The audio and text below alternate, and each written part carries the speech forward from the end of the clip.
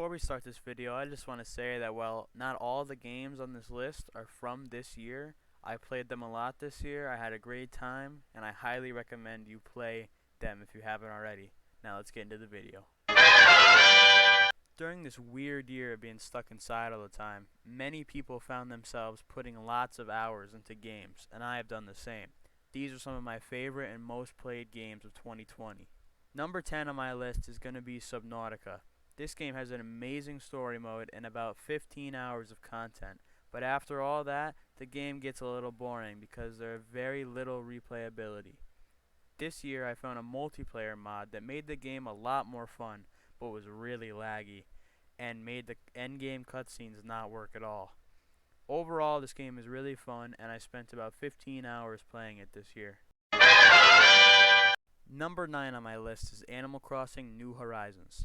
This game is one of the few on my list that was actually made this year.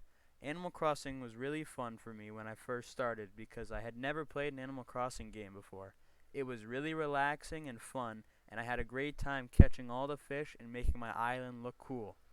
After playing the game for a while though, I feel like the game got a bit repetitive because there wasn't much to do anymore. The updates were few and far between, and they didn't really add much. Another thing that got annoying was the day and night cycle because I could really only play at nighttime, and I hated the dark. Number 8 on my list is GTA 5. This game's been out for at least 5 years, but I've never played it before this year, so I had a really fun time. The multiplayer part of this game was a blast with 3 other friends, and I had a great time doing all the heists.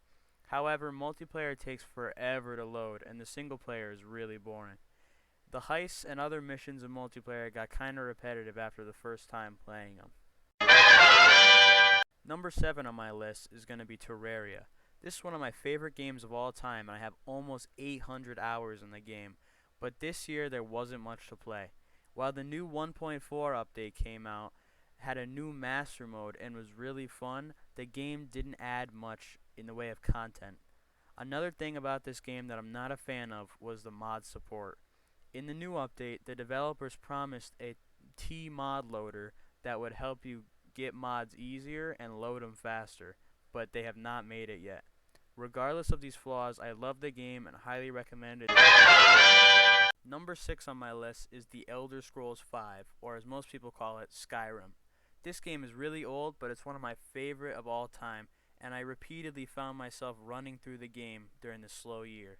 While the story mode of the game is really good, and I could put about 100 hours into it, the game's kinda old and the graphics aren't the best.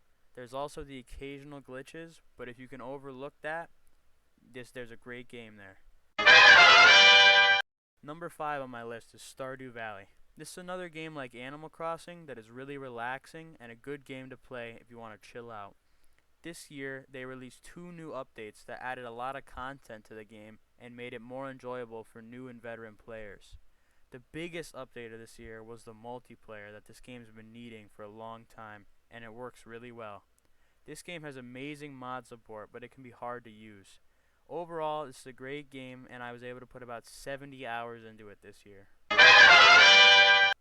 Number 4 on my list is Red Dead Redemption 2. I love this game because of the immense storytelling capabilities that it holds.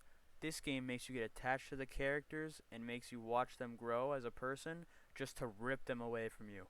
The mechanics of this game are incredible, and it feels like a more polished GTA 5 online. The online of this game is fun for the first few times, but with the same as GTA, the missions get stale pretty fast. Luckily, it is always fun to wreak havoc with your friends as cowboys.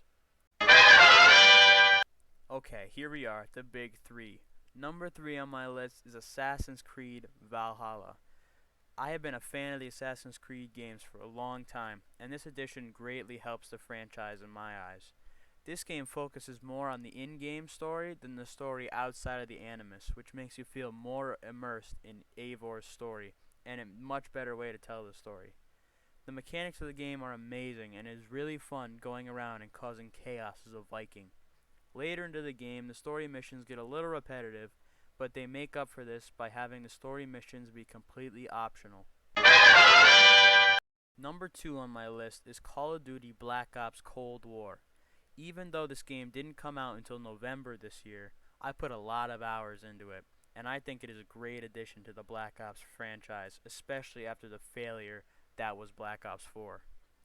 Cold War is one of the best Black Ops games because the campaign is really fun and immersive, the zombies is really fun and innovative, and the multiplayer is pretty good too if you can get over the skill-based matchmaking and the grinding that it takes to level up the guns.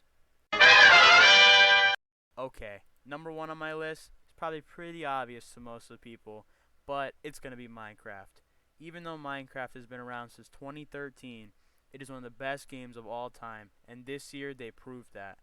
The new 1.16 update added a crazy amount of new content and made the game way more enjoyable for people like me who have played this game for a long time. The multiplayer capabilities of this game are and always have been great, but the addition of crossplay between consoles makes it so much better. This is my favorite game ever, and I have so many hours in this game I can't even count.